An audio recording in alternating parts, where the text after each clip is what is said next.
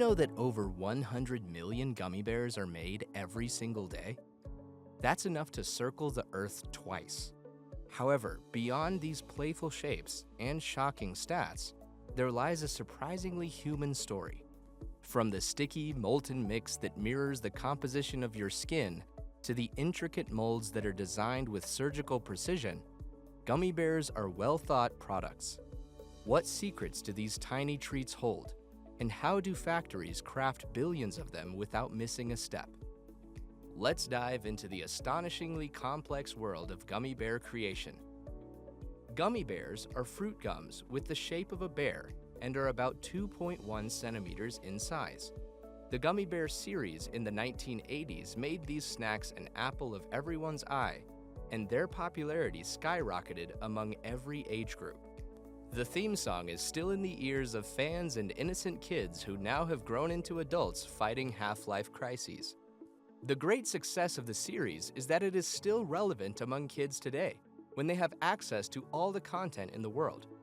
However, let's not emphasize too much on the Gummy Bear series and come back straight to the raw materials required to make these delights.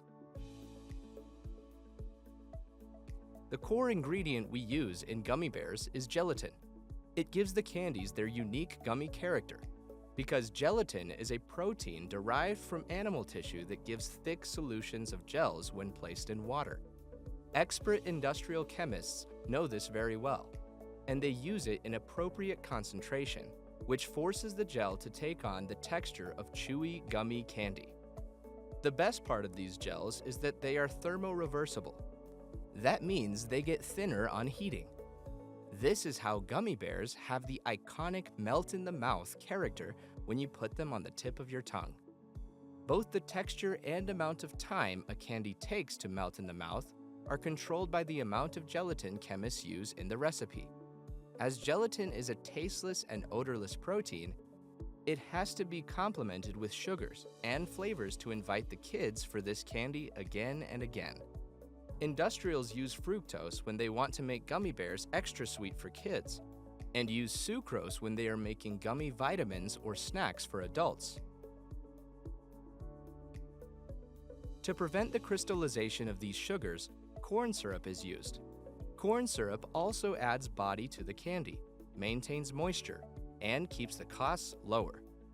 Sorbitol is another sweetener that the manufacturers of gummy bears like so much because it complements basic sugars on one hand and helps the candy to maintain its moisture content. These sweeteners not only provide delicious flavor, which we cannot forget, but they also provide the added benefit of preservation from microbial growth. The next ingredients are the makers of gummy bears: natural and artificial flavors. These candies cannot survive without them, just like we cannot survive without your love. Give us this love of yours by liking the video and subscribing to the channel. Natural flavors are extracted from the fruits, honey, berries, molasses, and maple. The impact of these flavors is harnessed and enhanced by the addition of aromatic chemicals, such as methylanthranilate and ethyl caproate. Last but not least, we cannot forget about acids, such as acetic, lactic, and malic acids. These acids provide extra essential flavor, and they are excellent in keeping the gummy bears fresh for longer durations. The making of gummy candies begins with compounding. This is a complicated step because specific instructions have to be followed as outlined by the chemists. Factory workers known as compounders physically pour the appropriate amount of gummy raw materials into the main mixing tanks. These tanks are colossal. They're equipped with mixing, cooling, and heating capabilities. How much time we require for compounding is an interesting question.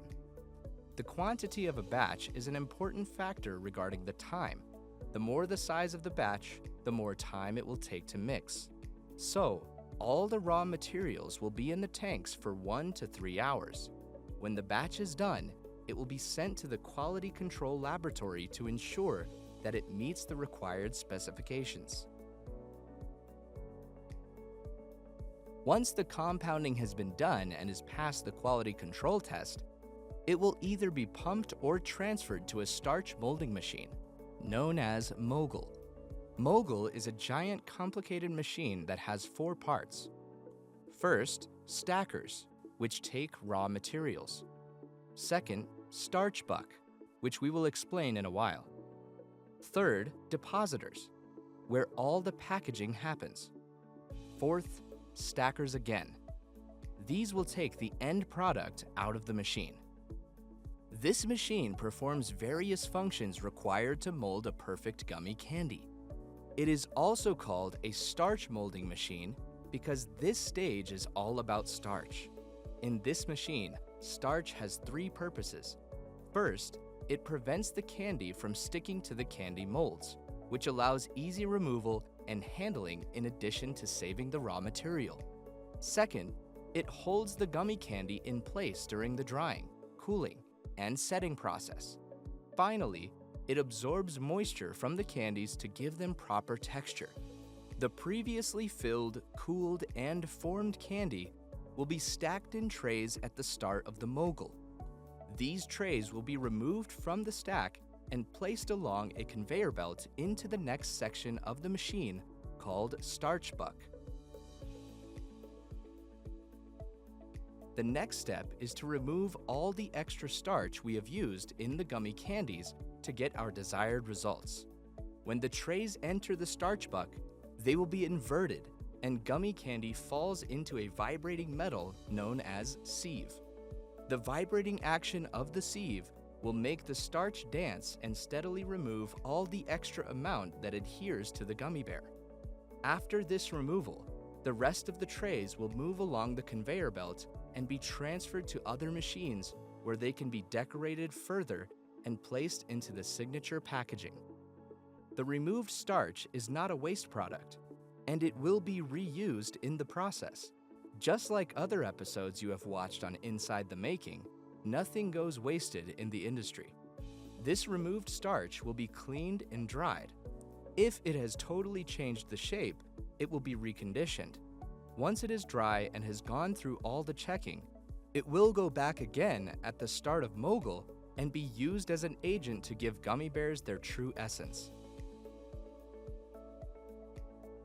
The gummy bears that have been taken to the desired shape in the molding process and passed through further necessary decorations are now ready for labeling and packaging.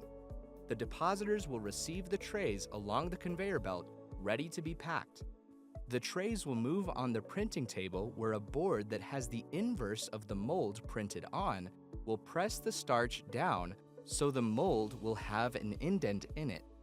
The depositor section of the Mogul may have 30 or more depositors depending on how many imprints are required on the trays.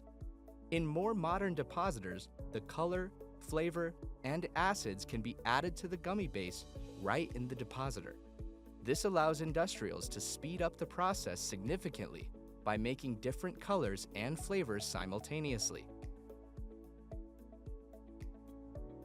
The gummy bears are ready to be delivered once they are on the stackers and leave the depositors, but they cannot leave the factory before a final quality control test. The characteristics of each batch from the final product will be carefully monitored.